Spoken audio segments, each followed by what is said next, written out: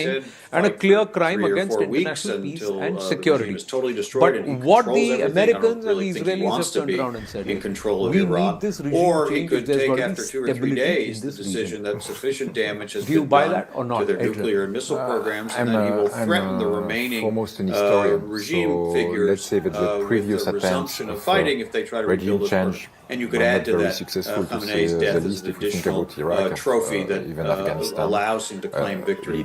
He, of course, his history is that he prefers short, sharp military actions, not long extended wars. He's been a critic of long extended wars that the United States has been in the past, of regime change wars, in fact, in Iraq and Afghanistan. So it's certainly not surprising, but very hard to predict, not surprising, he would say sooner than later, after a few more days, yes, we've done enough damage, we'll kill the leader, we have the next leadership tier in place, and they will be deterred from being as threatening and as destabilizing as Iran has been under this regime for so many decades. But that would be a way for him and perhaps to claim a victory without getting pulled into a longer engagement. All right, Lieutenant General retired KJ's Dhillon is also now joining us.